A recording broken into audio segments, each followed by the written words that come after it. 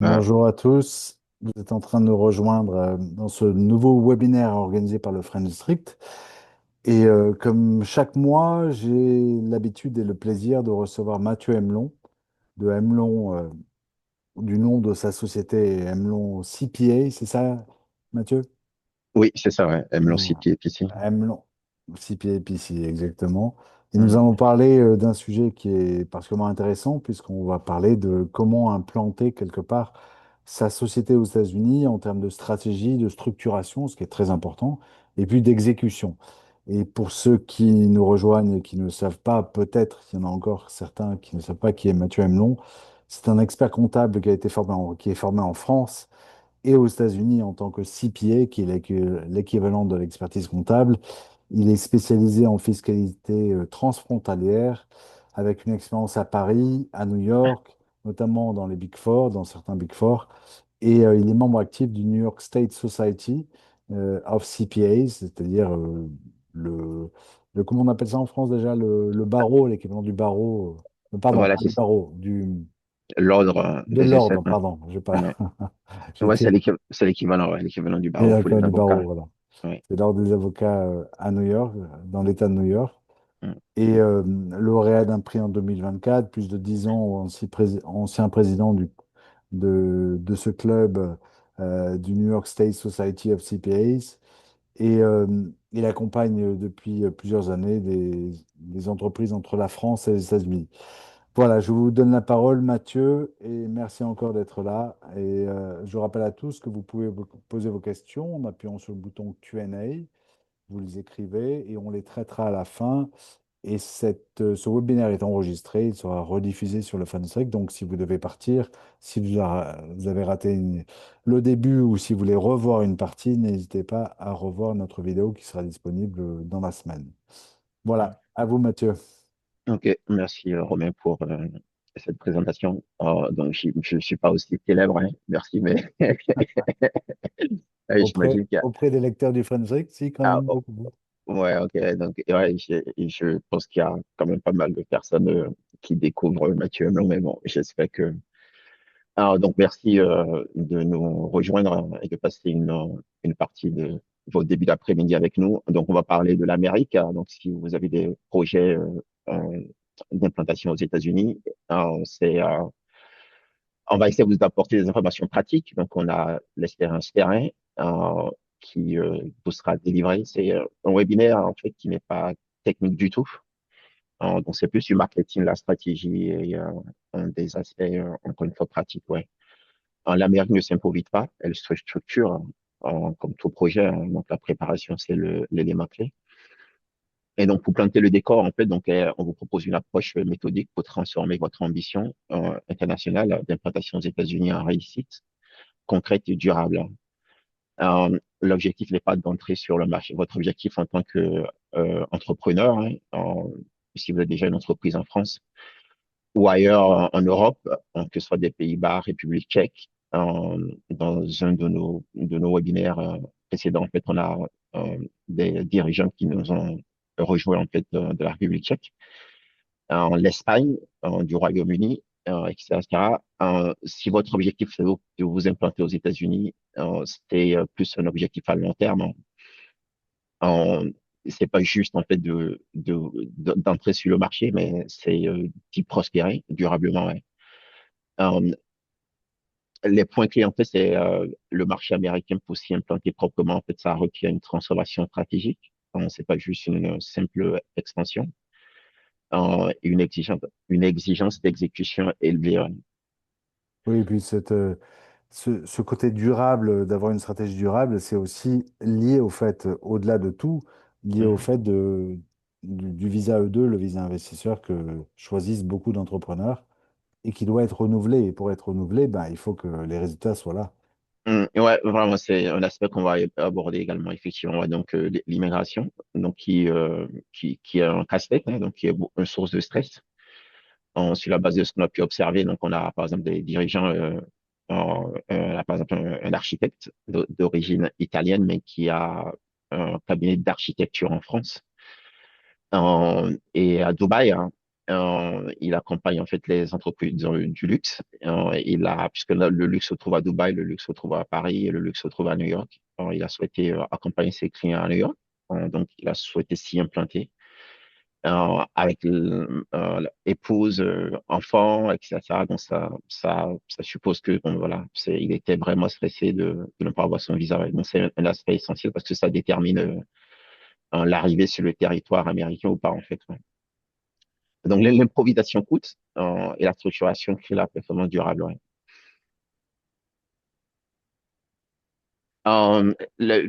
Pour planter le décor, encore une fois, donc les États-Unis sont un marché colossal, hein, mais avec une compétition implacable. Quasiment tout le monde y est. Hein. Donc, on a les Allemands qui font du business, on a les Anglais, on a le Japon, qui en fonction des années, en fait, est top, est numéro un, en fait, en termes d'investissement direct aux États-Unis. Et la France se positionne pas mal parmi les cinq premiers en termes d'investissement direct aux États-Unis. Ouais. Donc, marché massif, mais concurrence également importante. D'où l'importance de la préparation. Ouais. Donc, l'opportunité est immense, mais en sélection permanente. Un peu du darwinisme ici. Il y a plus de 21 millions de demandes de création, il y a eu plus de 21 millions de demandes de création d'entreprises enregistrées par les autorités américaines entre 2021 et 2024. Ça vous donne Ce qui est énorme, ce qui est dingue, ouais, un qui est chiffre. énorme. Ouais, ouais, ouais. Voilà, donc on s'essaie, hein, on s'essaie à démarrer son business, business owners. Bon, ça marche ou ça ne marche pas, mais on a comme un taux d'échec relativement élevé, y compris pour des nationaux. Hein. Donc, les 21 millions, c'est pas que des étrangers qui veulent s'implanter aux États-Unis. En fait, c'est l'ensemble, hein, étrangers, non étrangers. Donc voilà, donc les startups qui réussissent. Donc on dit généralement qu'après 3 ans d'exercice, en fait, si vous êtes toujours vivant, votre structure est toujours debout après 3 ans. Normalement, sa viabilité est confirmée. Ouais. Donc l'idée d'être président, comme le dirait une pub en fait, donc de mettre après son nom en président ou CEO ou founder, co-founder, and CEO, bon, ben, ça attire l'exécution en fait décide du succès durable ou pas en fait. Donc il faut de la discipline, il faut de la discipline. Ouais. Euh, pour un marché ouvert mais profondément sélectif, euh, on encourage, il y a des structures hein, donc pour encourager l'entrepreneuriat et les entrepreneurs immigrés représentent environ un quart des créateurs d'entreprises aux États-Unis. Ouais. Donc voilà, donc c'est pas réservé à une élite. Hein. Donc on s'y essaye et si ça marche, tant mieux. Si ça ne marche pas, en fait, on réussit à autre chose. Ouais. Avec moins de soutien, avec un tissu social, moins de soutien par rapport à la France, par exemple, pour ceux qui nous écoutent de la France. Donc on prend le risque. On prend le risque et, comme le dirait en fait un acteur célèbre, on prend le risque et en fait, si on échoue, on fall forward, on continue en fait sa route. En gros, ouais. Donc, on n'attend pas de s'inscrire au chômage, comme en France. En fait, il y a une réforme euh, du statut d'entrepreneur individuel où l'entrepreneur individuel peut bénéficier de l'assurance chômage, etc. Enfin, il n'y a pas ça aux États-Unis, mais c'est pas un frein, en fait, à l'entrepreneuriat. Euh, l'accès donc, à l'entrepreneuriat universel et la réussite est sélective. Et la France est solidement implantée aux États-Unis, donc on n'est pas nouveau aux États-Unis. On sait qu'historiquement, il y a des liens d'amitié entre la France, Statue de la Liberté et tout le reste.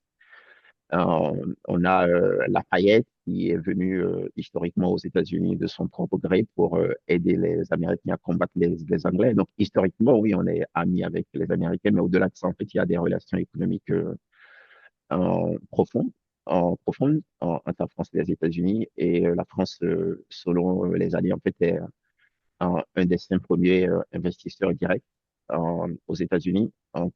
Tout dépend des critères hein, que sont en fait d'investissement direct. En, en 370 milliards de dollars en 2024 pour les chiffres publiés en 2025. Et en termes de création d'emplois, en fait, les entreprises françaises ont créé près de 768 000 emplois aux États-Unis. Donc, c'est quand même conséquent. Donc, vous ne serez pas euh, les premiers, en fait. C'est pas le Christophe Colomb de l'entrepreneuriat, en fait. Et vous aurez, en fait, si c'est votre souhait, et si vous êtes ici aujourd'hui, en fait, j'imagine que vous avez des idées qui vous trottent dans la tête. Ben, vous avez un tissu, déjà un processus, un système pour vous accompagner, en fait, dans cette aventure-là. Voilà, donc vous ne serez pas pionnier, vous serez le prochain. Donc, c'est le contexte, hein. Alors, le premier élément, trois éléments essentiels pour réussir, hein. Donc, c'est la stratégie, la structuration et l'exécution. Et donc, ce sont les trois piliers d'une bonne planification, la bonne planification de son implantation aux États-Unis. Ouais. On va parler en fait de la stratégie. La stratégie, c'est qu'est-ce que vous voulez faire. Donc, il faut penser à clarifier vos motivations. Euh, si on est clair dans ce qu'on veut faire, en fait, on les énonce, on énonce clairement ce qu'on a envie de faire, hein, où on veut aller, et à quelle échéance, avec quels moyens. C'est ça, hein, schématiquement, en fait, la stratégie, hein. Donc, soyez clair par rapport à ce que vous voulez faire. Donc, identifiez précisément vos objectifs. Est-ce que c'est un objectif de s'aventurer sur un nouveau marché? Euh, ou est-ce que, en fait, par exemple, vous avez des difficultés pour lever des fonds dans votre pays d'origine en Europe? L'Europe est un peu connue quand même un peu pour ça, hein. Donc, on a du mal à lever des fonds, bien qu'on ait des VCs, en fait, maintenant des venture capitalistes en Europe. On est quand même un peu loin de ce qui se passe aux États-Unis. Donc voilà, mais on a quelques clients qui sont venus aux États-Unis parce que ouais, c'était plus simple pour lui de lever des fonds aux États-Unis pour pouvoir le faire, pour avoir une structure aux États-Unis. Ouais. Donc soyez clair, hein, par rapport à la raison pour laquelle vous voulez vous implanter aux États-Unis. Et parce qu'une motivation floue, on conduit à des décisions incohérentes et une allocation inefficace des ressources et donc fatalement en fait à un échec, ouais, ce qu'on ne vous souhaite pas.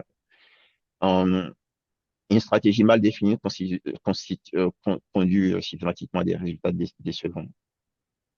Donc, s'implanter aux États-Unis, on va vous tester, en fait. Donc, si vous avez déjà une entreprise en dehors des États-Unis, vous êtes déjà chef d'entreprise, ou si vous êtes entrepreneur nouveau, hein, donc c'est un, un stress test, donc, comme on le dit dans le domaine bancaire, hein, pour voir si votre idée est une bonne idée ou pas, en fait. Donc, vous allez vous être confronté à pas mal de difficultés. Mais encore une fois, oui, vous avez un tissu, un tissu, un, un réseau en fait pour vous accompagner. Ouais. C'est exigeant, donc l'expansion aux États-Unis est exigeant en matière de gestion, de gouvernance et de performance. Euh, et mais si vous êtes bien structuré, ben oui, vous serez transformé. On a comme Romain l'a expliqué, hein, donc moi je suis venu aux États-Unis, j'ai exercé essentiellement en fait en France et j'ai toute mon éducation est en France. Euh, et depuis que je suis aux États-Unis, oui, en fait, dans les 10 premières années en fait d'accompagnement de startups essentiellement aux États-Unis, on a quelques startups en fait qui sont des unicorns scientifiques qu'elles ont été valorisées à plus d'1 milliard. On a des clients qu'on a accompagnés au tout début, qui ont été rachetés pour plus de 360 millions de dollars par Kimberly-Clark, pour donner un nom par exemple, et qui vendent à l'international. Donc ça peut aller très vite, ouais. Donc ça peut aller très vite, comme on en a quelques-unes qui sont cotées à Wall Street. Il y a des startups qui ont démarré à zéro, hein, et qui d'ailleurs en fait une de ces startups a eu son idée, donc c'est une startup américaine, mais elle a eu son idée en fait d'une entreprise nordique. Donc voilà, donc on peut euh, prendre des idées en fait de pays européens pour développer son activité aux États-Unis. Ouais. Donc le marché américain ne crée pas vos faiblesses en fait, ça il les révèle hein, immédiatement. Ouais. Mais encore une fois, oui, il y a des possibilités de succès rapide. Ouais. Euh, être méthodique, en fait, c'est vraiment l'avantage concurrentiel, hein. Donc, se préparer. Alors, donc, ça passe par valider votre projet au départ, hein. Penser à la structure juridique à laquelle la structure juridique que vous allez adopter. Et soyez discipliné dans l'exécution en fait de votre stratégie, ouais. Ça vous permet en fait de réduire l'incertitude, hein, et de réduire votre niveau de stress. et le niveau de stress en fait des conseillers qui vous accompagnent, ouais, y compris l'expert comptable. Ouais. Ben, il faut, quelle que soit l'idée que vous avez en fait, bon ben voilà, vous allez être amené à, on vous conseille de faire valider par le marché votre idée au préalable avant de vous lancer dans des investissements significatifs. Donc une étude approfondie en fait permet d'éviter des erreurs stratégiques majeures, hein. On a par exemple un client dans le domaine IT. Ce qu'ils font en fait, c'est qu'ils envoient des informaticiens dans des grosses structures, hein, type banque, etc., pour les aider sur des projets ponctuels. Et on a quelqu'un qui est venu aux États-Unis dans les années 2020 et qui, en tant que visiteur, hein, et en tant que visiteur, en fait, il a pu signer des contrats. Donc, il s'est dit, oh ben, bon, ben, si en tant que touriste, j'ai pu obtenir des contrats, pourquoi ne pas s'y implanter en fait aux États-Unis, ouais, à temps plein. Donc 5 ans après, en fait, il est revenu aux États-Unis juste avant COVID-19. Et ça s'est passé autrement en fait. Ouais. Donc ce qu'il nous a expliqué, c'est que oui, en fait, entre le moment où il a visité les États-Unis et qu'il a décroché des contrats, et le moment où il est venu en fait avec femme, enfant, etc. pour s'y implanter, ben, le marché a changé. Donc, les Indiens sont plus nombreux aux États-Unis, beaucoup plus d'Indiens en fait rendent le service qu'il a rendu en fait, ouais. Donc, son business model, donc la concurrence, hein. Donc, les Indiens ont pris le marché et donc il a eu du mal à décoller, ouais. Et ils ont dépensé énormément, ouais. Donc, la structure en France finançait le projet de développement aux États-Unis. Il vivait avec femme et enfants à Manhattan, avec le loyer, l'inscription des enfants à l'école, donc ça peut coûter relativement cher, hein. Donc, tester le marché, et comme la météo, en fait, en Irlande, en République irlandaise, en fait, vous pouvez avoir, en fait, les 4 saisons, en fait, en une journée, hein. Donc, soyez attentifs. Si ça a marché il y a 2 ans, c'est pas forcément vrai dans 2 ans, en fait, ou 2 ans après, ouais. Donc, pensez à analyser la solvabilité de vos clients et les attentes et le comportement d'achat de votre cible, ouais. Euh, une erreur fréquente, en fait, consiste à dire, bon, voilà, si ça a marché en Europe, si ça a marché dans mon pays d'origine, ben, forcément, en fait, ils vont aimer ce que je leur offre, ouais. Ça peut marcher, hein. Donc, parfois, en fait, on a une stratégie un peu d'éducation du marché. En fait, on crée la demande, hein. Exemple, typiquement, les développeurs de logiciels, type Adobe, donc, quand Adobe Acrobat, Adobe a démarré, nous ont imposé Adobe, en fait. Donc, ce qui s'est passé, en fait, c'est ils nous ont donné, ils ont offert Adobe pour nous obliger à l'utiliser. Et une fois, en fait, que là, qu'on se familiarise avec la version offerte, ben, à un moment donné, en fait, ils demandent qu'on paye, quoi, en fait. Donc, voilà. Donc, parfois, il y a des modèles où on force le marché, on crée le marché, hein. Mais il y a un coût. Donc, il faut pouvoir, en fait, continuer à développer le produit tout en l'offrant, en fait, ouais. Si vous avez l'air insolide financièrement pour le faire, c'est possible, hein. Donc, votre client américain, l'autre client, hein, c'est pas forcément le client auquel vous êtes habitué dans votre pays d'origine, ouais. Donc, pensez à adapter votre discours commercial, votre marketing et l'expérience utilisateur, hein. Le succès européen ne garantit pas forcément le succès américain. Euh, Pensez à segmenter votre cible, hein. Donc, la segmentation est un élément clé. Donc, ça vous permet d'identifier précisément votre clientèle, hein, et comment proprement servir, communiquer en fait avec ce segment de clients, en fait, ouais. Donc, si vous visez tout le marché américain, ben, vous allez à rien capter en fait à la fin. Donc, il y a une distinction à faire entre le marché total théorique et le marché réellement accessible, compte tenu de votre projet, en fait. Donc, l'approche marché total par rapport au marché réellement accessible vous évitera en fait des projections irréalistes et des investissements excessifs parce qu'il y a un coût d'éducation du marché.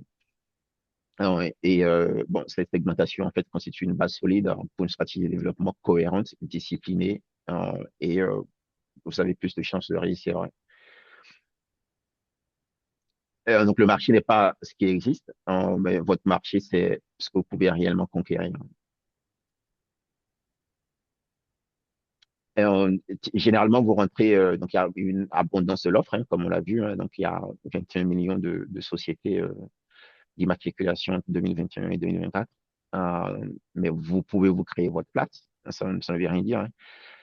On a un taux d'échec relativement élevé, donc celui qui se prépare en fait à l'avance a plus de chances de réussir, hein, donc identifier les concurrents, les acteurs existants par rapport à votre offre de service, aux produits que vous voulez vendre, hein, et analyser votre positionnement, analyser leur positionnement, leur stratégie de prix et leurs avantages compétitifs. Ouais. Donc, Et, et- ce sont des fondamentaux. et je rappelle que ce que vous nous dites, Mathieu, ça s'appuie aussi sur l'expérience que vous avez avec vos clients. Oui, tout à fait. Ouais. Tout à fait. Ouais. On n'est pas dans la théorie, on est dans la réalité. Ce marché qui est très intéressant, effectivement, il est déjà occupé, très occupé, donc il faut être meilleur que les autres. Ouais, il faut être meilleur que les autres et ce qu'on observe également sur ce point par rapport à ce qu'on observe hein, du point de vue culturel, hein. Donc, nous, Européens, nous, Français, les Allemands peut-être un peu moins, mais oui, on est plus des techniciens que des marketeurs. Donc, on se met des freins dans notre tête et on dira, ah oui, on ne sait pas le faire. Ah, donc, l'Américain dit, je sais le faire et voilà.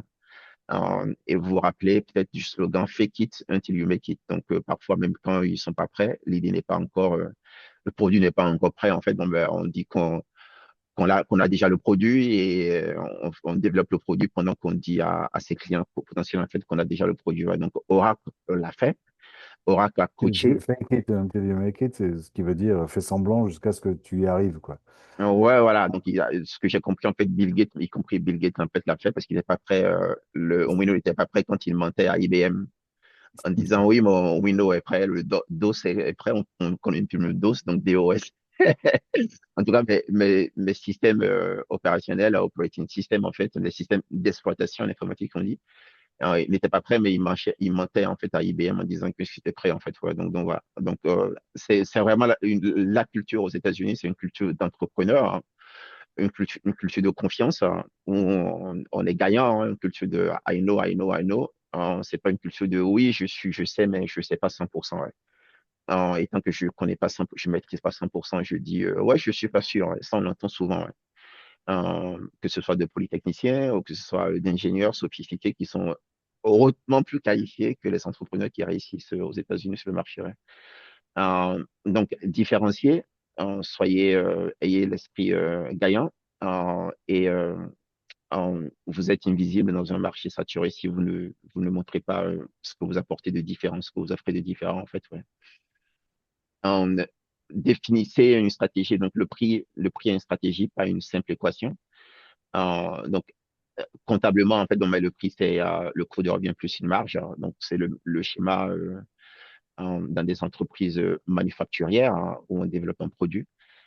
Mais c'est pas forcément vrai, en fait. Donc, le prix, c'est pas forcément le coût de revient plus. La façon dont vous déterminez votre prix, c'est forcément d'une façon comptable, hein. Mais c'est par rapport à la perception de valeur que vous créez, en fait. Donc, là, le marketing joue. Ouais. Et le fake it until you make it, créer la rareté. Voilà, donc créer de la rareté, créer de l'attente, et comment vous distribuez votre produit. Donc, au lieu de vendre votre produit, vous pouvez en fait license, vous pouvez euh, offrir un abonnement.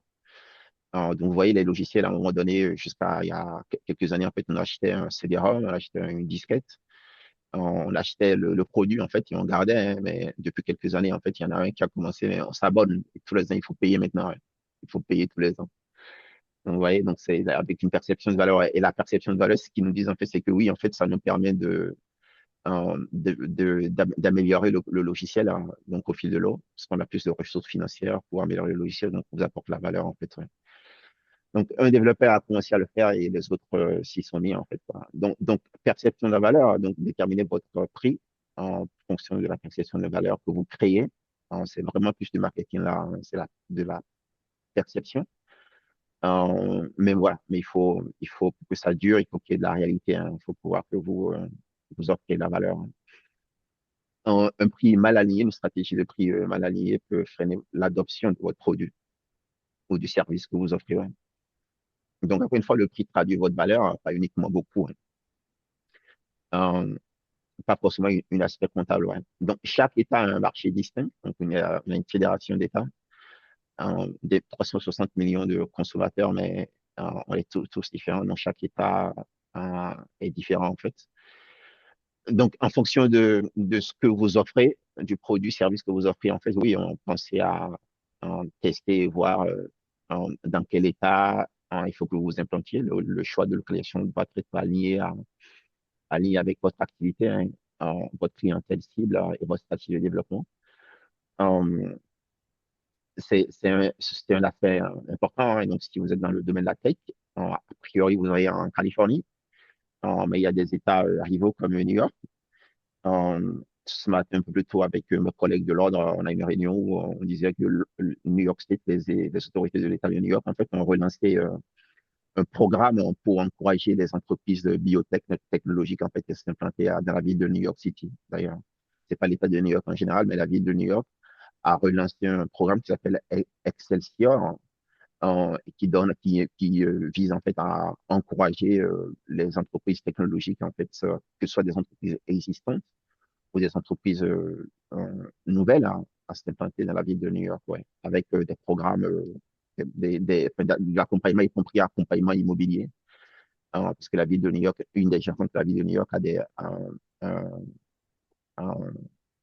un parc immobilier important, et donc ils mettent à disposition gratuitement fait, des locaux. Ouais.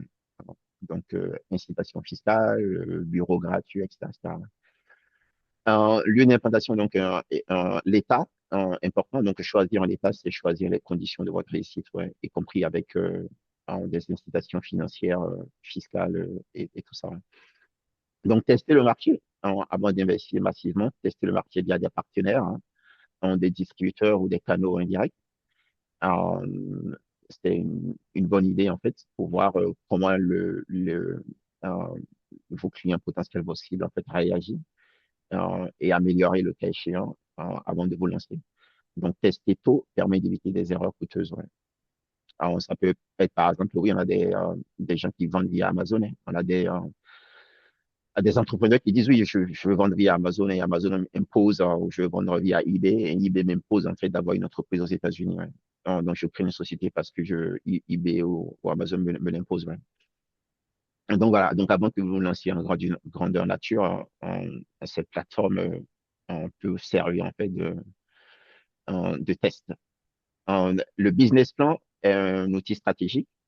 Sinon, mais vous partez, vous vous lancez dans le vide, hein, et ça peut faire mal. Ouais. Business plan est un document central pour structurer votre projet d'implantation aux États-Unis, donc qui permet de formaliser votre vision.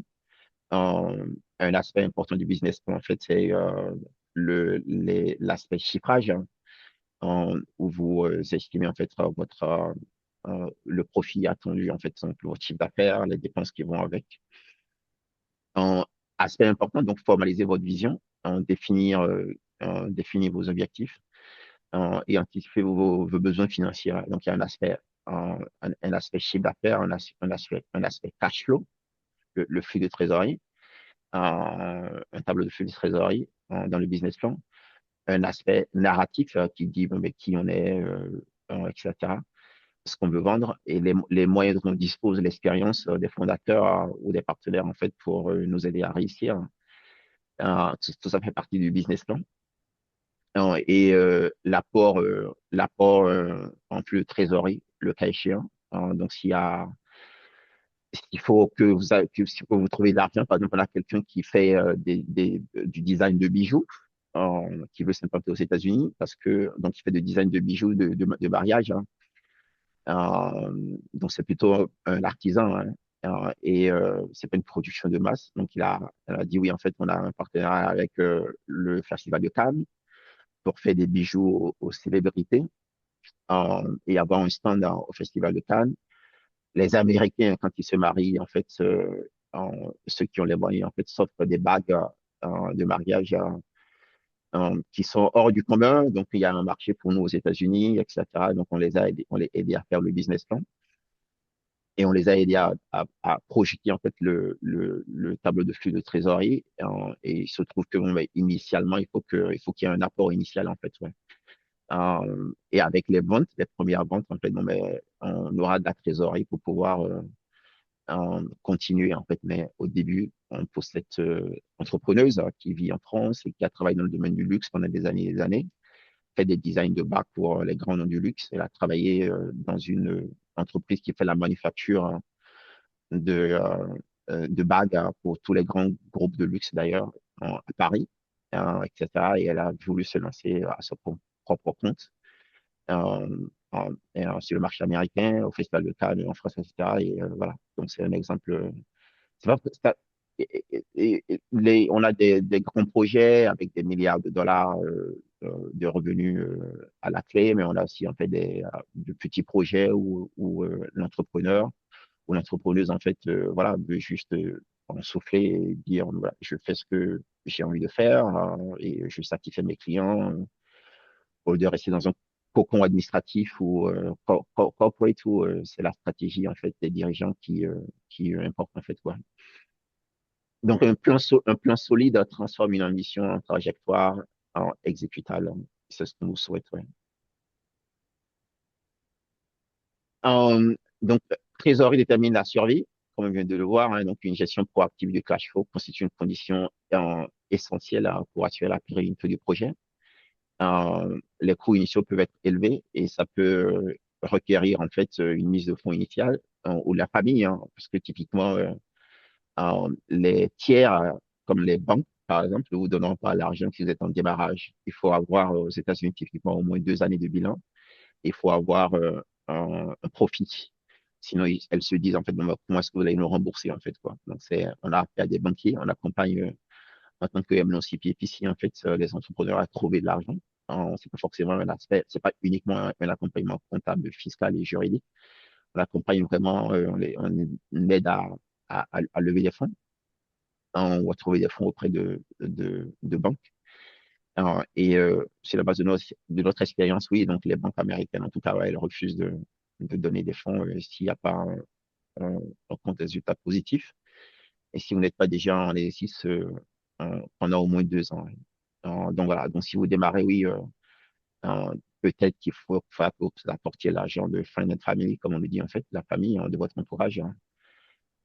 Donc, une entreprise disparaît rarement faute d'idées, mais souvent pour faute de liquidité, en fait. Donc, la trésorerie, en fait, c'est le nerf de la guerre, c'est le sang qui coule dans les veines de votre entreprise. Ouais.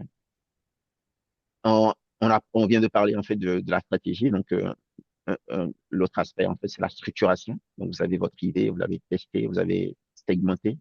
Vous savez dans quel état vous implantez, vous avez la trésorerie, vous savez dans combien de temps en fait, ils appellent ça en fait un burn out rate, c'est-à-dire l'argent que vous allez dépenser tous les mois, etc. Donc, bref, vous savez où trouver de l'argent, si vous en faut, etc. Maintenant, il faut structurer votre idée en fait pour venir sur le marché américain. Le modèle d'entrée en fait conditionne votre trajectoire. Donc, il y a deux possibilités de structuration. Soit vous venez sur le marché américain sans créer de structure juridique, vous travaillez en votre nom, un peu comme un indépendant en gros, ou vous créez une société aux États-Unis, ouais, donc créer une structure américaine. Votre structure détermine votre capacité à croître durablement. Ouais. Et on va voir en fait les différentes possibilités. Donc, entrer sans structure, c'est-à-dire travailler sous votre nom ou le nom de votre entreprise basée en Europe, hein, donc qui vend via des partenaires aux États-Unis, comme on l'a vu, on vend via eBay, mais on a vu que eBay ne veut pas ça parce qu'il y a des contrôles, etc. Euh, Ils veulent plutôt travailler avec l'entreprise. Donc voilà, il faut travailler avec des partenaires locaux. Vous avez un, un- un- vous avez vos produits en fait exposés dans des magasins qui vendent vos produits et qui prennent une commission. Ça offre de la flexibilité, ça vous permet de tester le marché, ça permet aux consommateurs locaux en fait de vous connaître, de connaître vos produits ou les services que vous offrez. Donc ça offre une certaine flexibilité, mais ça reste quand même limité. Ouais. Ça va être très limité parce que, notamment parce que vous avez une exposition juridique accrue. Hein. Les États-Unis, c'est un marché difficile. Hein. Euh, j'ai parlé avec un avocat en anglais, euh, formé en Angleterre et qui est venu à New York et qui animait un séminaire justement sur le droit de contrat, le droit des sociétés aux États-Unis et il disait justement que les Américains sont belliqueux. Donc, il faut avoir un contrat. Donc, s'il n'y a pas de contrat, en fait, ce que vous dites n'a vraiment pas de parole, en fait, n'a pas de poids. Donc voilà, et les gens peuvent mettre en cause ce qu'ils disent. Donc il n'y a pas vraiment, on n'est pas comme nous Européens, on a quand même une certaine éthique et on dit la parole donnée en fait à un poids. Et il y a une fidélité. Mais les États-Unis, c'est plus du business. Hein. Donc c'est un melting Et, pot. Hein. et l'application des contrats doit se faire à la lettre. Oui, voilà. Donc il faut vraiment, donc ne venir sans structure juridique en fait vous expose à des risques. Voilà, travailler avec des gens qui ne respectent pas leurs paroles. Hein. Et ça vous crée des problèmes des crises de nerfs. Hein. Donc, simplicité initiale peut masquer des risques structurels significatifs. Ouais. Donc, venir en, en, en freelance, c'est bien, mais bon, c'est pas forcément terrible. Ouais. Compte tenu de la culture, hein, c'est plutôt une culture. Et on sait, hein, on a des gens qui viennent de tous les pays. Hein. Donc, les États-Unis, c'est un melting pot, que ce soit à New York ou la Californie. On a des Hispaniques, et c'est vaste, donc des gens comme nous, hein, donc des Européens, des gens qui viennent de l'Amérique latine, un peu partout. Donc, c'est un peu difficile ouais, c'est normal, on dirait, en fait. Ouais. Donc, voilà. Donc, créer une structure, en fait, créer de la crédibilité. On vous donne la crédibilité et une maîtrise hein, de votre implantation aux États-Unis. Nous, typiquement, pour ceux qui viennent à nous, oui, on leur conseille de créer une structure, hein, parce que pour des questions d'identité, hein, d'identité de marque, c'est mieux de faire du business sous le nom d'une société, plutôt que de faire du business sous le nom d'une personne. Ça permet d'avoir un site Internet. Et encore une fois, oui, une meilleure, ça vous donne ça donne un meilleur contrôle opérationnel et comme on vient de le voir, une meilleure protection juridique. Parce que vous avez signé des contrats via une entreprise, entre entreprises, ça fait du B2B. Et s'il y a une remise en cause du contrat, oui, vous avez autorité pour pouvoir agir en justice. Mais il y a des conditions pour pouvoir agir en justice. Mais si vous êtes régulièrement immatriculé dans un État et que vous avez signé des contrats, oui, s'il y a un problème, oui, vous pouvez aller en justice. Ouais. Si vous venez en freelance, oui, vous n'avez pas vraiment de droit pour aller en justice, en fait. Ouais. Donc, structurer, c'est sécuriser et accélérer la croissance et créer une structure juridique, en fait, bon, mais ça donne la crédibilité, une maîtrise, en fait, de la stratégie que vous voulez développer. Ouais. Et avant que vous continuiez, Mathieu, je recommande à tout le monde d'ouvrir le module de Q&A, en tout cas si vous avez une question, Mhm. et de la poser. On les traitera à la fin avec grand plaisir, avec Mathieu, évidemment. Voilà, donc Oui, n'hésitez pas à poser vos questions. oui, tout à fait. Ouais. Donc, le choix juridique façonne votre avenir hein, aux États-Unis sur le marché américain. Le choix de la structure juridique influence directement des aspects comme la fiscalité, la gouvernance, donc qui sont les dirigeants, et la responsabilité des dirigeants. Ouais.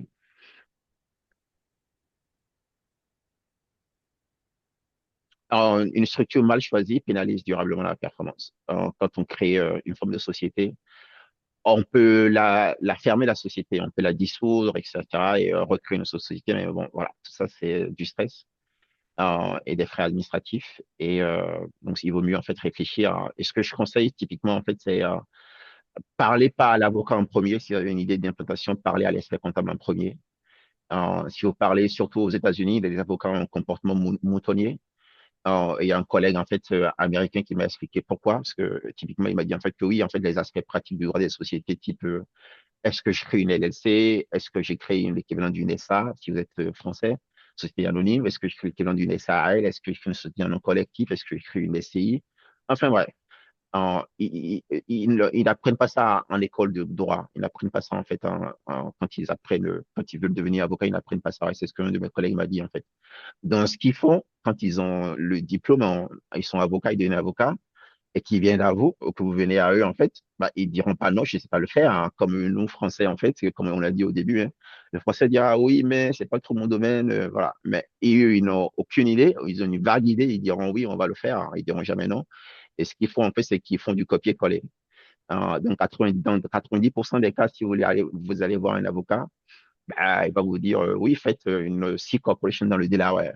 C'est typiquement ce qu'on a à gérer en fait, en tant qu'expert comptable, hein. Donc, vous les écoutez parce que vous avez affaire à un professionnel, hein. Donc, comme vous et moi, hein, quand je vais voir un médecin, j'écoute ce que le médecin me dit parce que je suis pas médecin. Mais quand il nettoie mes dents, j'espère qu'il a les compétences et qu'il nettoie bien mes dents, hein. Donc, bref, voilà. Donc, vous écoutez l'avocat et après, quand vous venez à nous, expert comptable, alors, ben, on dit, ouais, mais on écoute votre projet. On écoute votre projet. Après, on dit, bon, c'est pas forcément une bonne idée. Et après, bon, voilà, vous allez continuer avec, hein. On a le cas, hein. On a le cas de quelqu'un qui est venu avec une LLC. On a dit, bon, mais c'est pas bien, parce que oui, ça suppose que vous fassiez une déclaration fiscale aux États-Unis en votre nom et ils n'ont pas envie de le faire, etc. Et on a dit, mais vous avez le choix entre ça et ça. Donc, on essaie de rafistoler ce qui a été mal fait, en gros, hein. Et c'est pas forcément la bonne chose. Donc, typiquement, parler à votre expert comptable en premier et après, quand vous avez choisi le type de société, vous allez voir l'avocat après, ouais. Et les avocats ont le monopole, hein. Pour tout ce qui est juridique, ils ont le monopole. Vous voyez, aux États-Unis, c'est le free market, c'est le libéralisme, mais il y a quand même des domaines où il y a quand même le monopole, ouais. Donc, les avocats ont le monopole pour tout ce qui est droit, ouais. L'expert comptable n'a pas du tout de monopole pour tout ce qui est conseil en création de société, tout ce qui est une de comptabilité, tout ce qui est fiscalité, c'est ouvert à tout le monde. Vous voyez?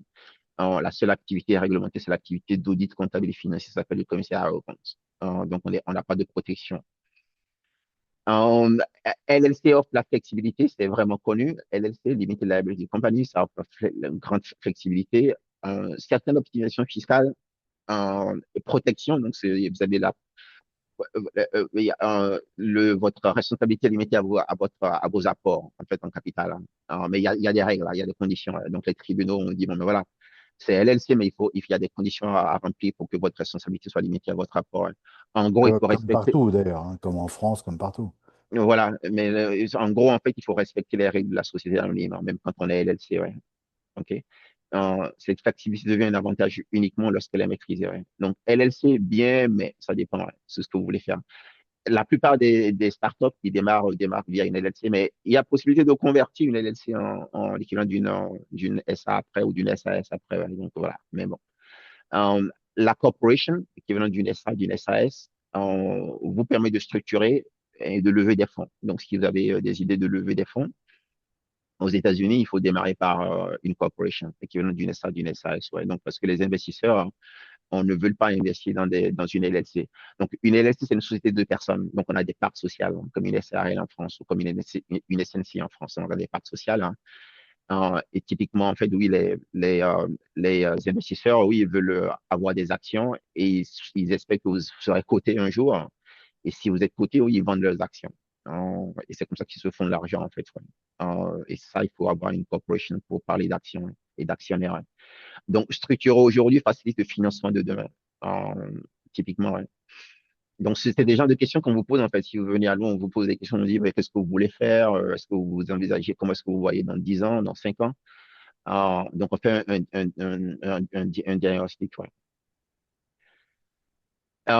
Donc, la fiscalité ne se corrige pas facilement après coup, en fonction de la structure juridique. En fait, bon, ben, il y a des aspects fiscaux qui vont avec, ouais. Delaware, beaucoup de gens viennent à nous en disant, tiens, oui, on veut être dans le Delaware. Parce qu'on dit, en fait, il n'y a pas d'impôt dans le Delaware. Bon, c'est un peu plus compliqué que ça, en fait. Donc, il y a quasiment plus d'endroits au monde où il n'y a pas d'impôt, ouais. S'il n'y a pas d'impôt dans cet endroit, ben, d'où vous venez, il y aura l'impôt d'où vous venez, ouais. On expliquera ça un autre jour, c'est plus compliqué. Mais en gros, oui, en fait, il y a un accord, il y a l'ONU, en fait, de la fiscalité qui se passe via l'OCDE. Et donc l'OCDE, et d'ailleurs, c'était un Français d'ailleurs qui est à l'origine, hein, donc qui a géré le projet d'un impôt minimum global, hein. Et une fois que le projet a abouti, donc je crois que c'était un polytechnicien, hein, ou un énarque, mais peu importe. En tout cas, c'est un Français qui a mené le projet à bien. Et quand le projet a abouti, ça signifie que plus de 120 pays ont adopté le projet qu'il a mené via l'OCDE. Ben, le gars est parti ailleurs, hein. Donc, il a dit, bon, voilà, j'ai fait ça maintenant, ben, je garde ça comme badge, hein, et je veux le vendre ailleurs, hein. Mais en gros, en fait, ce qu'il vous a fait, en fait, c'est ce qu'il a créé pour vous, entrepreneur, c'est que, voilà, il y a plus d'endroits au monde, en fait, où vous allez pouvoir vous cacher. Donc, le Delaware n'est pas un paradis fiscal, c'est plus compliqué que ça, hein. On n'a pas le temps pour raconter des petites histoires, mais on a par exemple un Anglais qui nous a contacté de Londres, hein, et il a investi dans l'immobilier. Donc l'immeuble se trouve à Londres, et son avocat londonien lui a conseillé de créer une société dans le Delaware qui porte l'immeuble, qui achète l'immeuble qui se trouve à Londres. Et après, en fait, des années après, bon, ben, la famille, la structure de la famille a changé, et quelqu'un de la famille veut racheter une autre personne, et c'était plus compliqué. Donc, notre correspondant, hein, notre expert comptable anglais, avec qui on a un partenariat, nous envoie ces clients-là, et on lui a expliqué, bon, ben, c'est pas possible. Comment est-ce qu'un avocat peut vous dire, pour un immeuble à Londres, en fait, de créer une structure dans le Delaware aux États-Unis qui porte l'immeuble que vous achetez, en fait, à Londres? Il n'y a pas de défiscalisation pour ça. C'est bref, parfois on entend des choses hallucinantes, hein.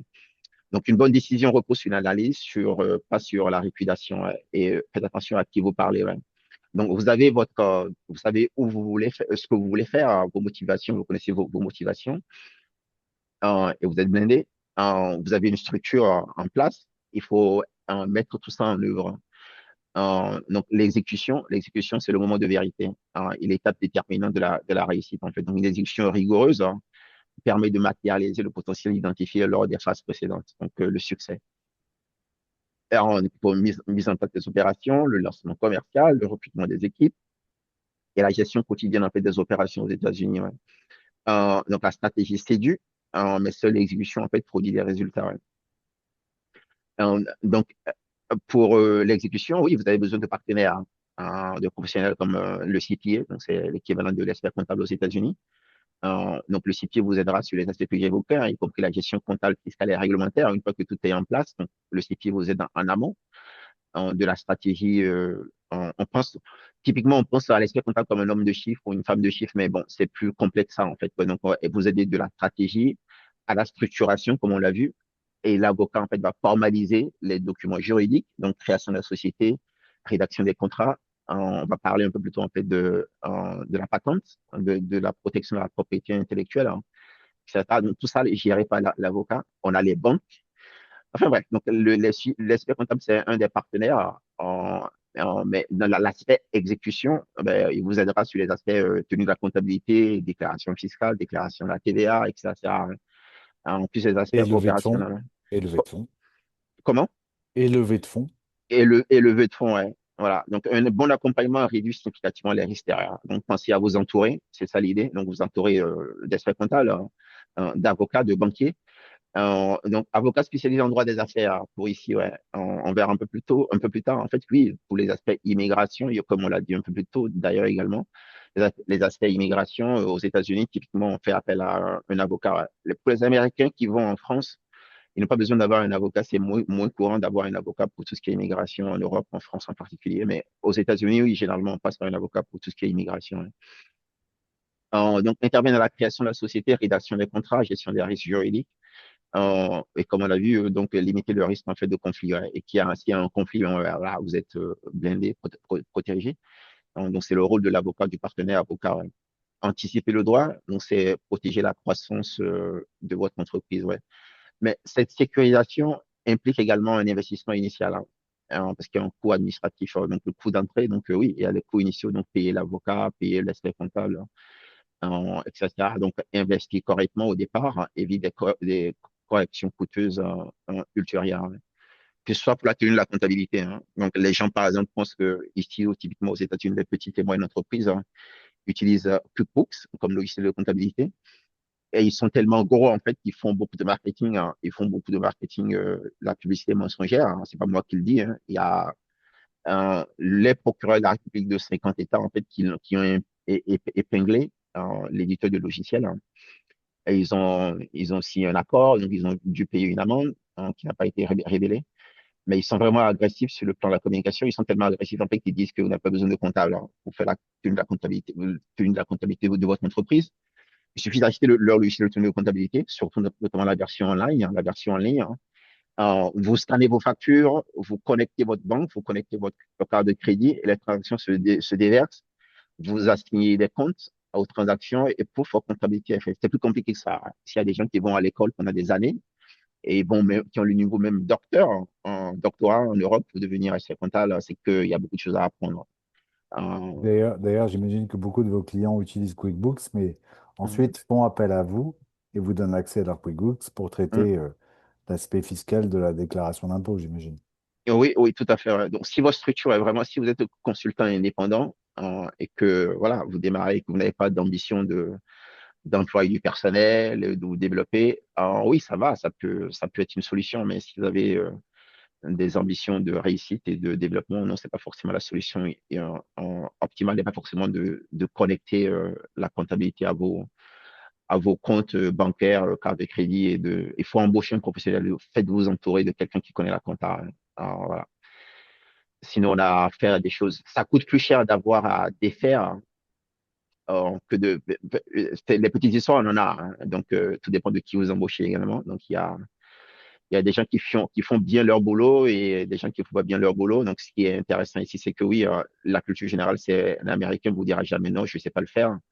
Si vous cherchez un prix, si vous courez après un prix parce que la compta vous coûte cher, ben oui, il y a moyen de trouver moins cher, mais le rendu sera différent. Donc, typiquement, ce que je dis également en tant qu'entrepreneur, nous aussi, on paye des gens, hein, et si le prix, si c'est moins cher, il y a forcément une raison. Hein. Il y a forcément une raison. Donc voilà, si ça coûte plus cher, ça ne signifie pas forcément que c'est mieux.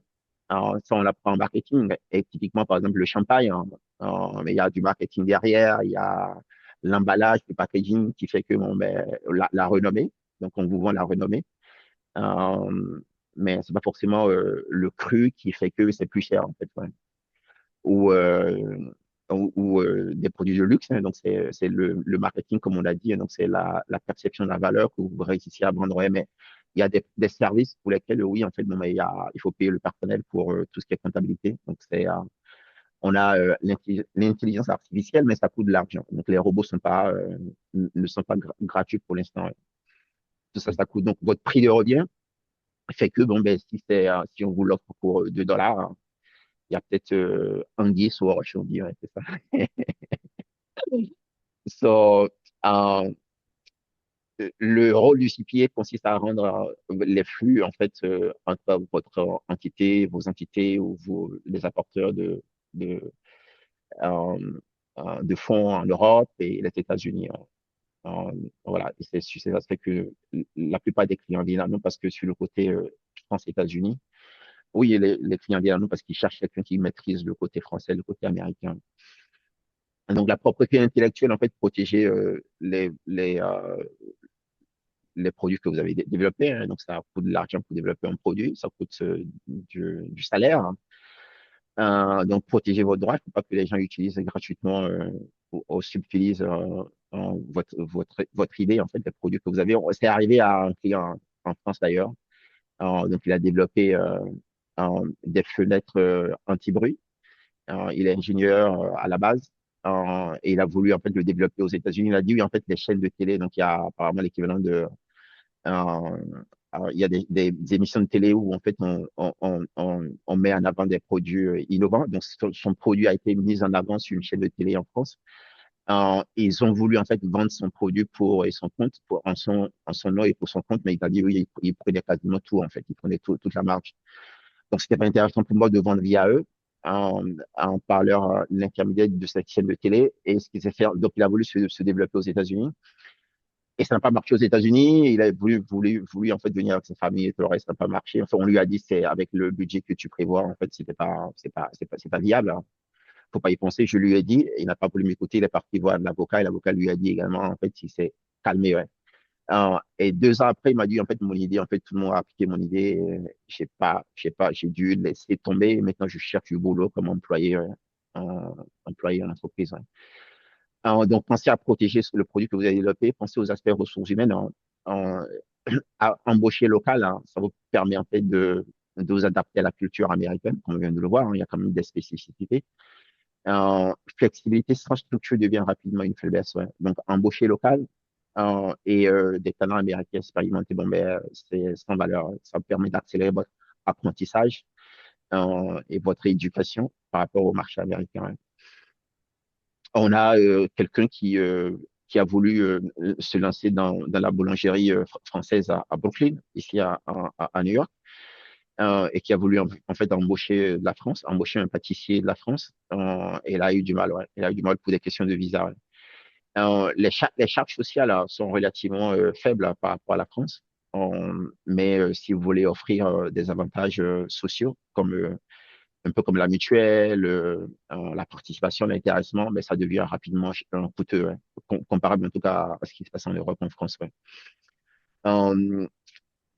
Euh, l'écosystème, alors vous avez déjà un écosystème en place, et donc les chambres de commerce pour vous accompagner, les associations professionnelles en fait pour vous accompagner, vous avez des incubateurs, hein, comme on l'a dit un peu plus tôt à New York. Vous avez des réseaux sectoriels pour vous accompagner. Et ce que je conseille, en fait, c'est si vous venez, en fait, oui, devenez membre de la chambre de commerce, devenez membre, en fait, d'un de ces réseaux, surtout pour ne pas vous sentir isolé. Parce que quand on est entrepreneur, oui, on est dans sa tête, hein, donc on est confronté à ces défis. Mais le fait de faire partie d'associations, hein, de chambres de commerce et autres, mais ça permet de parler à des collègues et de confronter vos idées. Et voilà, donc ça peut aider sur le plan psychologique. Ça peut déboucher sur des contrats hein, également. Ouais. Donc, aux États-Unis, la vitesse dépend souvent hein, de votre réseau. Ouais. Ça peut déboucher sur des contrats. Je parlais à quelqu'un, un Italien, qui est à son compte et qui me disait, oui, en fait, bon, ben, je vais souvent, en fait, aux réunions de la Chambre de commerce à New York, tellement que depuis tellement longtemps que, ils me connaissent. Et certains, en fait, des chambres de commerce sont devenus clients. Ouais. Voilà, vous avez le SBA, qui est une autorité, une agence gouvernementale américaine, qui vous aide, hein, qui a beaucoup d'outils en ligne. Hein. Donc, à Google et SBA, ils ont beaucoup d'outils en ligne, ils ont des fonds, ils mettent à disposition, ils vous prêtent de l'argent à des taux inférieurs au taux de marché. Voilà, donc il y a des prêts SBA. Donc, gardez cet acronyme en fait en tête et googlez et voyez en quoi il peut vous aider ou venez à nous hein, si vous avez des questions. On essaiera de vous aider en fait à connaître ces réseaux-là. Donc, vous avez beaucoup de ressources qui existent pour vous accompagner, à la fois des réseaux européens, que ce soit la chambre de commerce allemande, hein, de ce que j'ai compris est la plus dense. La France, les chambres de commerce françaises viennent en deuxième. Les Anglais n'ont pas vraiment de chambre de commerce, ils ont un réseau privé. La chambre de commerce anglaise britannique a été fusionnée avec une agence privée. Ils ont un nom différent. Mais voilà, il y a parfois des pays européens qui sont petits, qui n'ont pas de chambre de commerce, type les Pays-Bas n'ont pas de chambre de commerce, donc ils ont une association en fait qui aide à l'importation aux États-Unis. Donc voilà, vous avez des réseaux sur place pour vous aider ouais, et profitez-en. Ouais. En entrée trop rapide, erreur classique, sous-estimation des coûts, comme j'ai donné des exemples au début. Hein, donc on a notre client dans le domaine de IT qui met à disposition du personnel IT, notamment dans le domaine bancaire, hein, donc qui a sous-estimé combien ça va coûter pour trouver de nouveaux clients, etc. Enfin, ben, qui a dépensé beaucoup et qui a mis en danger son entreprise en française qui finançait l'activité aux États-Unis, qui a dû repartir en France avec les enfants et tout le reste. Bref, donc faut pas sous-estimer les coûts. Préparation, premier facteur clé de succès. Donc, identifier les risques, structurer les décisions et optimiser les ressources dont vous disposez, y compris les partenaires. Hein. Ce que vous préparez aujourd'hui, oui, détermine votre performance de demain. En discipline, en créer de la performance, en discipline dans l'exécution, parce que vous avez déterminé la stratégie. Vous avez structuré votre business. Et donc, on est dans la partie mise en œuvre. Et donc, dans la mise en œuvre, discipline de la mise en œuvre, en fait, transforme l'intention que vous avez au départ, en fait, en un résultat mesurable. Ouais. Donc, adaptez-vous au marché, hein, comme on l'a dit, embaucher local, s'adapter vite, reste pertinent et vous permet de réussir. Entourez-vous de banquiers, experts sectoriels, que ce soit des experts en marketing ou dans votre domaine, hein, des conseils stratégiques, des consultants. On a un retraité, en fait, qui a évolué dans le domaine aéronautique, qui a travaillé en tant qu'ingénieur pour un grand groupe français qui, à la retraite, en fait, ils sont venus aux États-Unis parce que leur fils unique est aux États-Unis et leur fils travaille d'ailleurs pour Apple. Donc, ils sont venus à la retraite aux États-Unis et le père, en fait, continue comme consultant de son ancien employeur, hein. Donc voilà, donc bénéficie de l'expertise de personnes expérimentées. Donc, se faire accompagner n'est pas un coût, c'est un multiplicateur de performance, ouais, y compris par des banques. Donc, nous, Emblon CPAP, ici, oui, on vous accompagne. C'est notre domaine, surtout sur euh, la niche France-États-Unis. Euh, et on vous aide à transformer la complexité, en fait, en avantage concurrentiel, ouais. Vision à long terme, donc une vision à long terme dans votre stratégie d'implantation aux États-Unis. Donc, c'est pas je viens, je vois et si ça ne marche pas, ben, je pars. Non, il faut être patient. Ça prend du temps. Mais il y a des éléments, des choses qu'on peut mettre en œuvre, en fait, comme on l'a dit, hein, pour accélérer votre succès, y compris se baser sur des ressources humaines locales, ouais, dans la mesure si c'est possible, en fait. Alors, les premières décisions écrivent déjà votre trajectoire de succès. Donc, opportunité unique, marché américain, mais soyez préparés et entourez-vous. Et le marché américain, comme on l'a vu au départ, en fait, récompense ceux qui s'y préparent sérieusement. La réussite, en fait, euh, est garantie, je dirais, si vous êtes patient, si vous entourez, et si vous êtes sérieux, discipliné et que vous donnez les moyens, ouais. Donc ça, c'est sûr. Donc, contrairement à d'autres marchés, c'est pas qui vous connaissez. Voilà, les Américains essayent. Et si ça marche, ils continuent, que ce soit dans la nourriture, hein, dans la restauration. Pour donner des exemples basiques ou dans des technologies avancées, en fait, ils essayent, hein. Et si ça marche, ils continuent. Si ça ne marche pas, bon, mais voilà. Donc, j'ai par exemple l'expérience, petite histoire en fait d'un client italien et qui s'est retrouvé par hasard, hein. Donc, je vais prendre un raccourci parce qu'on est dans les temps, on a fini. Et bon, donc, italien qui est venu avec épouse, enfant ici à New York, et ils ne maîtrisent pas l'anglais. Il est venu par la force des choses, hein. Et il me disait, oui, moi, Mathieu, avec mon anglais limité, en fait, ben, j'ai réussi à signer des contrats. Les gens, ils m'ont écouté, etc. Donc, il était excité, il a voulu continuer, etc. Bon, bref.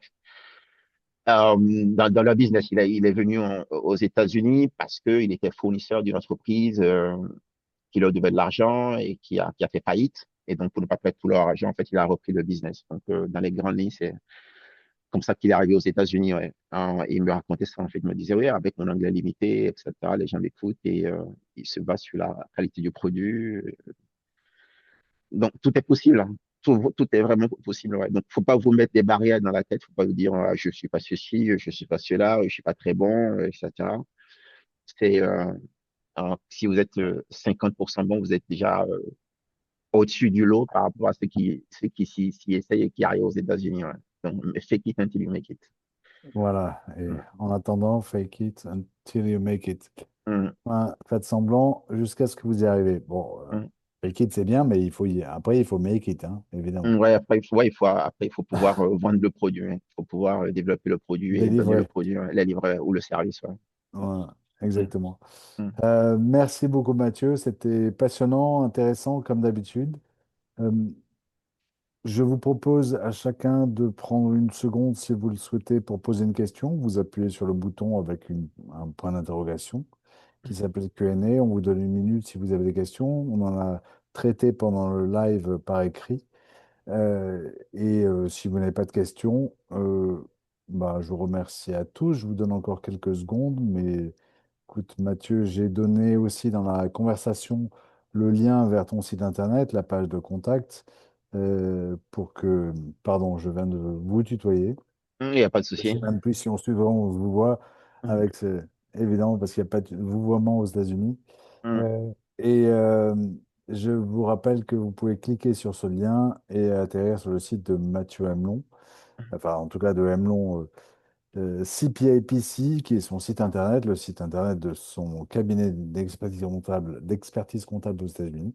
Mm, Et n'hésitez pas à le contacter si vous avez une question pour un projet effectivement de création d'une filiale ou de création tout simplement from scratch d'une société aux États-Unis. Et c'était particulièrement intéressant aussi sur la levée de fonds, ce dont vous parliez, et mhm, aussi sur le SBA, qui est un organisme, une agence très importante aux États-Unis, qui compte beaucoup, que les Américains utilisent beaucoup. Et mm. c'est très, c'est très généreux quelque part au sens intellectuel de votre part d'avoir donné tous ces conseils, tous ces liens. Mm. On a trois questions qui sont tombées. Alors, Jérôme nous dit, est-ce possible de vous joindre pour un rendez-vous par téléphone pour des questions au sujet d'un projet à venir aux États-Unis? Alors, évidemment, Jérôme, vous pouvez contacter Mathieu et je vais vous donner le lien, mais évidemment, Mathieu, je vous laisse aussi y répondre. Mm. Ah oui, le lien que vous avez donné, oui, allez sur le site du cabinet. Donc, vous avez bien donné le lien, contactez-nous, qui donne, qui vous mène directement sur le site, la page, où vous avez deux possibilités. Soit vous envoyez un email, vous avez nos coordonnées d'ailleurs, contactez-nous, vous avez nos coordonnées de téléphone, notre adresse, un fax, si vous utilisez du fax, et l'email, et donc, vous pouvez envoyer un email, appeler, et il y a un formulaire à remplir en ligne également. Soit vous remplissez le formulaire, soit vous envoyez un email. Soit vous nous appelez, soit vous venez nous voir. Mais si vous venez nous voir, on est dans un grand immeuble et si vous n'êtes pas dans la liste des visiteurs, on ne va pas vous laisser monter à l'étage. Ouais. Il y Hmm. a un Français qui l'a fait la fois dernière. Alors, donc, oui, dans un immeuble et voilà, donc prenez rendez-vous à l'avance. On ne peut pas rentrer comme ça. Mais oui, donc vous avez nos coordonnées. Et il y a beaucoup de ressources sur le site du cabinet également, donc c'est sur mlocp.com. Hmm. Je suis pas le seul à gérer de ça, on est une équipe. Donc, si vous voyez en ligne, on a l'impression que c'est un one-man show, mais je suis pas le seul à faire tout ça en fait. Donc, il y a beaucoup de ressources plus détaillées en ligne sur le site. Donc, là, il y a une page blog. Bientôt, on aura des vidéos sur la page, sur cette page-là. Vous avez des blogs en fait qui expliquent un peu plus ce que c'est que les différentes formes de société, etc. Et dans l'autre sens, pour les Américains, ceux qui veulent s'implanter en France, on a également la communication des ressources sur le côté français. Ouais. Donc n'hésitez pas à aller là et lire des choses en ligne, peut-être que vous aurez des réponses à vos questions. Ouais. Donc voilà. Alors, et ce qu'on a vu là, en fait, oui, c'est plus expliqué. Là, c'est des PowerPoint. Donc PowerPoint, le format est différent, comme vous le savez. Mais sur le site du cabinet, oui, c'est écrit en langage très simple. Donc moi, je l'écris en langage technique. Et j'ai quelqu'un d'autre, en fait, Ania, qui est notre directrice de la communication, qui est basée en France, qui le relie et qui n'est pas comptable du tout. Elle est plus communication. Et ouais, donc elle le relie et le dit en des mots simples. Donc voilà, tout ça pour se mettre à- à rendre la communication accessible à tout le monde. Ouais. Donc n'hésitez pas à vous en servir. Hein, et si malgré ça, vous avez des questions, oui, donc n'hésitez pas à revenir vers nous. Hein. On est là pour vous accompagner. Ouais. On a des partenaires également. On a des partenaires banquiers. Bah, le mieux, c'est de prendre contact avec vous. Et puis, Hum, voilà. Mais Céline a une question aussi qui est en fait rigolote, mais qui est tout à fait pertinente. mhm, C'est, elle nous demande, est-ce que Mathieu est compétent également en Floride, pour une installation en Floride? Alors mhm, évidemment, parce que, non, mais la question, la réponse est assez simple, mais en même temps, la question est amusante, parce mhm, qu'effectivement, il y a 50 États aux États-Unis et qu'à un moment, un expert comptable est bien quelque part dans un des hum, États. hum, Mais évidemment que Mathieu est compétent pour une installation en Floride et j'imagine que vous avez, Mathieu, des clients qui sont à peu près partout aux États-Unis parce que de toute façon, quand on a une déclaration à faire, hum. notamment pour une société, il faut bien déclarer dans les États où on fait du business. Donc il Oui, faut tout faire. à fait. Ouais. Tout à fait. On a des clients dans tous les États-Unis et on a quelqu'un qui est en Espagne hein, et qui a participé à un des webinaires d'ailleurs, c'était au webinaire de janvier et qui nous a contacté après le webinaire. Donc, il est avocat, c'est un Français de Marseille et qui est parti juste après son diplôme en Espagne et qui a dit oui, en fait, non, j'ai assisté à votre webinaire. On a du mal. Aux États-Unis, oui, par rapport à la question qui se pose, effectivement, une des difficultés, c'est de trouver des professionnels qualifiés. Ouais. Donc, il a dit oui, en fait, il y a beaucoup qui disent qu'ils sont experts comptables en Floride, mais ils ne sont pas. Quand je leur pose une, deux questions, je me rends compte rapidement qu'ils ne sont pas experts comptables, hein. Et donc, vous, j'ai assisté à votre webinaire et je souhaite m'entretenir avec vous parce qu'on a des clients espagnols qui veulent s'implanter en Floride, hein, et ils ont du mal, y compris des entrepreneurs qui voient qu'ils ont du mal à trouver des experts comptables compétents, en tout cas par rapport à l'idée qu'ils en ont en Espagne. Ouais. Donc oui, par exemple, ce webinaire, le webinaire de janvier, oui, quelqu'un d'Espagne, un avocat francophone, franco-espagnol, nous a contacté pour ses clients qui sont essentiellement en Floride, hein. Et oui, on travaille avec lui. Donc, on a deux entreprises, pour l'instant, qui sont creuses, hein, entreprises des coquilles vides, hein, euh, mais il a dit oui, enfin, parce on n'a pas démarré effectivement, parce qu'on a eu du mal à trouver à quelqu'un pour nous accompagner. Moi, je suis pas, il nous disait, moi, je suis pas compétent sur les questions fiscales américaines, comptables américaines. Et donc, j'ai pas voulu m'avancer trop par rapport à nos clients, le client de mon cabinet d'avocat en Espagne, hein. Mais si je trouve un partenaire local compétent, oui, on va accélérer les choses. Ouais. Donc, encore une fois, la réponse est oui, on accompagne. Et vous voyez, on a même des gens d'Espagne qui nous contactent suite à l'information qu'ils ont via le webinaire et autres pour leurs Ouais. clients qui sont en Floride. Ouais. Mm. Tout à fait. Et on va essayer de traiter les réponses parce que là, elles commencent à tomber un peu plus rapidement. Euh, Mhm. Mathieu a-t-il des contacts en France qui seraient également CPA pour les USA? Euh, bon, enfin, en même temps, c'est le cas de Mathieu qui est en même temps sur les deux continents. Mhm. Mais je sais pas, est-ce que vous avez des contacts en France? Parce que ça court pas les rues, évidemment, des CPA en France. Enfin, des CPA, ça veut dire experts comptables américains qui sont en France. Euh, Alors, moi, je suis expert comptable en France, toute mon éducation en France, donc j'ai mes copains de classe, hein. Non, mais qui serait CPA, qui serait en France et CPA aux États-Unis. Alors, il y en a peu, il y en a vraiment Ouais, peu et quoique. ouais, oh, on en connaît, mais nous on accompagne, donc nous c'est ce qu'on fait. Mais si vous cherchez quelqu'un d'autre en fait que Emlon CPAPC, on fait la compta française. Là, on a fini la période fiscale américaine, hein, et là on est dans la période fiscale française en fait. Donc on fait la déclaration d'impôt on fait la tenue de la comptabilité tout au long de l'année. On a un client par exemple américain qui vit en France, qui a eu un contrôle fiscal, hein, on l'a Mais je... aidé. Hmm. Oui, on fait les deux, mais si vous cherchez quelqu'un d'autre, oui, on connaît une ou deux, il n'y en a pas beaucoup, comme Romel a dit, il n'y en a pas beaucoup, mais on connaît de visu, en fait, d'autres qui sont Hmm. CPA, ouais. Je pense que Céline pense à un rendez-vous en personne en France, parce que j'imagine que Céline est en France, mais je ne sais pas, je ne fais que imaginer. Et Mhm.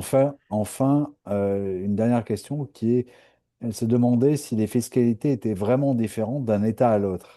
Alors, Oui, oui, chaque pays a ses règles, ouais. Chaque pays a ouais. ses règles et Chaque État, ouais. Chaque État a ses règles. chaque État a ses règles, hein. Chaque État a Hmm. ses règles, il faut connaître les règles, mais il y a des règles pour, à un moment donné, enfin, il fut un temps, en fait, parce que chaque État avait ses règles, en fait, bon, mais les gens ne voulaient pas acheter d'un autre État, en fait. Donc, ça limitait, c'était un frein au commerce. Donc, depuis lors, en fait, il y a eu ce qu'on appelle, en fait, des UCC, donc c'est des règles uniformes, hein, pour fluidifier le commerce. Un peu comme dans En l'Union Europe, européenne, voilà, comme dans l'Union européenne où, voilà, donc on essaie d'avoir des règles en fait qui qui facilitent, harmonisent. Ils harmonisent. voilà, qui harmonisent et Hmm. qui facilitent en fait le commerce entre pays et qui facilitent le voyage des travailleurs, etc. Donc voilà, donc c'est pareil aux États-Unis en fait. Ouais. Donc il y a des règles uniformes, mais c'est des règles au niveau fédéral. Au niveau fédéral, il y a des règles fédérales uniformes, hein. Mais Ouais. après, dans chaque État, il faut savoir les règles fiscales de chaque Voilà. État, hein. Et comme on le disait tout à l'heure, quand vous faites du business dans plusieurs États, vous devez faire des déclarations dans chaque État. En tout cas, c'est votre expert comptable, votre CPA qui s'en occupe. Et Oui, voilà, voilà. on vous aide il faut parler à votre expert comptable, hein, pour qu'il ou elle, en fait, vous éduque, vous informe, hein, sur si vous avez il y a des gens qui disent, oui, je vais avoir un employé en Floride, je vais avoir une entreprise dans le Delaware et mes bureaux seront, en fait, à New York. Ça crée la complexité, en fait. Après, quand on vous dit la déclaration fiscale va vous coûter tant, il faut être immatriculé en Floride, il faut être immatriculé en fait à New York, il faut être immatriculé dans le Delaware, il faut payer des fees dans le Delaware. Donc ça coûte de l'argent, ça coûte en termes de maintenance. Mais il faut qu'on vous éduque et après vous décidez en connaissance de cause. Mm. Tout à fait. Et Mm. il y a même des fiscalités, Céline, pour certaines villes aux États-Unis. Oui, oui, voilà, Ouais. en fonction de aussi, par exemple, si vous êtes en fonction de l'État. Il y a différents niveaux, hein, à la fois pour des entreprises et des particuliers. On a des particuliers qui font des déclarations, on a des particuliers qui vivent, par exemple, on a un client qui vit en Pennsylvanie, euh, et dans la localité où elle vit, c'est une Américaine d'ailleurs qui est mariée à un Français, à Saint-Barth, et qui vit à Saint-Barth et qui est venue à nous pour la déclaration d'impôt sur le revenu 2025, déclarée en 2026 là. Donc, on a fait la déclaration américaine. Pour l'instant, il n'y a pas de déclaration française à faire, mais donc elle est en Pennsylvanie, mais dans la localité où elle est, en fait, il y a un impôt local, hein, sur le revenu. Donc, elle déclare en Pennsylvanie au niveau de l'État, elle déclare au niveau fédéral et elle déclare au niveau de la ville, hein, parce que la ville a un impôt sur le revenu, hein. Donc, à trois niveaux. Pareil à New York, si vous vivez dans la ville de New York, et la ville de New York, en fait, c'est Manhattan, le Brooklyn, le Bronx, Queens, enfin bref, le Samborough, Staten Island, c'est ça la définition fiscale de la ville de New York. Si vous êtes dans la ville de New York, oui, vous payez un impôt sur le revenu de la ville de New York. Vous payez État de New York, ville de New York et fédéral, ouais. Pareil pour les entreprises et les particuliers, ouais. Tout à fait. Mm. Et Céline, d'ailleurs, vous remercie euh, des réponses. Merci beaucoup, Mathieu. Il n'y a pas d'autres questions puisque je n'en vois plus. Merci beaucoup pour toutes ces réponses aux questions. Merci beaucoup pour cette présentation d'un sujet très intéressant qui est l'implantation d'une entreprise et aux États-Unis, évidemment. Euh, à très bientôt, Mathieu. On se retrouve sûrement le mois prochain pour un nouveau webinaire dont nous dévoilerons le thème plus Mm. clairement. Et je Oui, rappelle à tous que cette vidéo, ce webinaire est enregistré et que vous pouvez le revoir sur notre chaîne YouTube, la chaîne YouTube du French Street, et ainsi que sur notre site internet, le site internet du French Street. Merci Mathieu et à très bientôt. ouais, merci à tous. Bonne journée, bon courage, ouais. Au revoir. Au revoir.